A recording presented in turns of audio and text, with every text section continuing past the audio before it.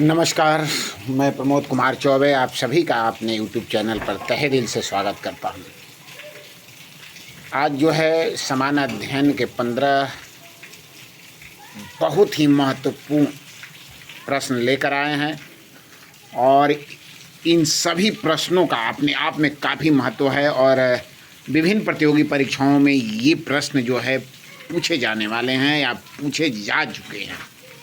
काफ़ी महत्वपूर्ण प्रश्न हैं, तो इस वीडियो को लास्ट तक आप लोग ज़रूर देखें। वीडियो में एक से बढ़कर एक प्रश्न दिए गए हैं और विभिन्न विषयों से संबंधित हैं। तो चलिए, अभी तक आप हमारे YouTube चैनल पर नए हैं तो सबसे पहले इस चैनल को सब्सक्राइब ज़रूर कर लें। अगर यह वीडियो आपको अच्छी लगे तो इसको लाइक भी कर दीजिए और एक प्यारा सा कमेंट ज़रूर करिए। तो आइए चलते हैं। पहला प्रश्न है, पृथ्वी पर दिन और रात होते हैं, किसके चलते होते हैं? तो ये हम देखते हैं, दैनिक गति के कारण पृथ्वी पर रात दिन होते हैं, क्योंकि जो वार्षिक गति है उसके चलते मौसम परिवर्तन होता है। मौसम जो होते हैं, मौसम का बंटवारा किया जाता है वो उसका वार्षिक गति के कारण, लेकिन दैनिक गति के कारण पृथ्वी पर दिन रात होते हैं। चलिए अगला क्वेश्चन नंबर 2 देखते हैं। सबसे बड़ा ग्रह है। अब इसमें आपको चुनना है, 4 आंसर हैं, बृहस्पति, पृथ्वी, यूरेनस और शुक्र। तो बृहस्पति जो है सबसे बड़ा ग्रह है। बृहस्पति जो है सबसे बड़ा ग्रह है और बुध जो है सबसे छोटा ग्रह है। तो इसमें तीसरा क्वेश्चन है, सबसे छोटा ग्रह, तो बुध जो है सबसे छोटा ग्रह है।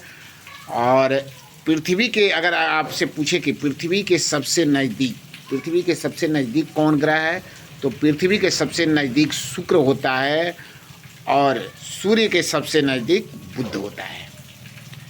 तो चलिए अगला क्वेश्चन, चौथा क्वेश्चन है, अगुलहास धारा किस महासागर में बनती है? बहुत ही इम्पोर्टेंट सवाल है और कई प्रतियोगी परीक्षाओं में पूछा जा चुका है।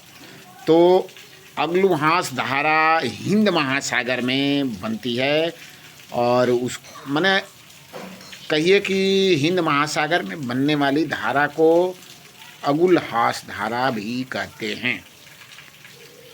पृथ्वी का सबसे भीतर वाला भाग क्रोड किसका बना होता है? बहुत ही इम्पोर्टेंट सवाल है और यह कई परीक्षाओं में पूछा जा चुका है। बीपीएससी, रेलवे, बैंकिंग, सभी परीक्षाओं में अधिकांश पूछता है। लोहा और निकेल, पृथ्वी के जो क्रूड भाग है तो उसमें लोहा और निकेल, पृथ्वी के सबसे भीतर वाला भाग क्रूड किसका बना होता है? तो लोहा और निकेल से। चलिए अगला क्वेश्चन देखते हैं। मैंगनीज के उत्पादन में भारत का दूसरा स्थान है। प्रथम देश कौन सा है? प्रथम देश रसिया जिसको कहते हैं, रूसी संघ। तो प्रथम स्थान इसी का है। चलिए दूसरा भी याद हो गया कि मैंगनीज में भारत का स्थान जो है दूसरा है। सातवां क्वेश्चन देखते हैं। सातवां क्वेश्चन है, निम्नलिखित में कौन देश कोयले का सबसे बड़ा उत्पादक है? तो ये जो है बहुत ही लोकप्रिय सवाल है। अमेरिका जो है कोयले का सबसे बड़ा उत्पादक देश है। आठवां क्वेश्चन देखते हैं, इनमें किसको जापान का मैनचेस्टर कहा जाता है? बहुत ही बढ़िया सवाल। तो ओसाका को जापान का मैनचेस्टर कहा जाता है। अगला क्वेश्चन देखते हैं। भारत के स्वतंत्रता संघर्ष के दौरान दक्कन एजुकेशनल सोसाइटी नामक संस्था की स्थापना किसने की थी? दक्कन एजुकेशनल सोसाइटी, तो बाल गंगाधर तिलक ने स्वतंत्रता संघर्ष के दौरान दक्कन एजुकेशनल सोसाइटी की स्थापना की थी, बाल गंगाधर तिलक। 1857 के गदर के समय भारत का गवर्नर जनरल कौन था? बहुत ही बढ़िया सवाल। लॉर्ड कैनिंग थे। उस समय लॉर्ड कैनिंग जो है 1857 के सिपाही विद्रोह जो शुरू हुआ था उस समय भारत में गवर्नर जनरल लॉर्ड कैनिंग थे। अगला सवाल, भारतीयों के लिए नारा किस संस्था ने दिया था? वाह, बहुत ही सुंदर सवाल। आर्य समाज ने यह नारा दिया था कि भारत भारतीयों के लिए है।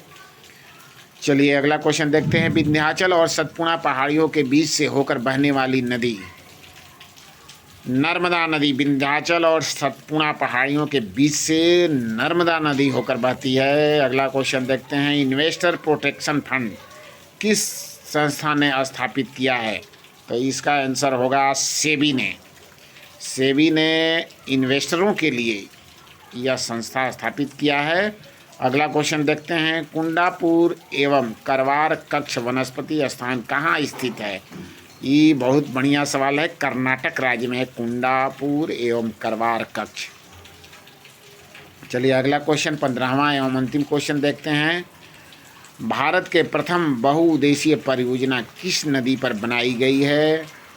तो भारत की प्रथम बहुउद्देशीय परियोजना दामोदर नदी पर बनाई गई है।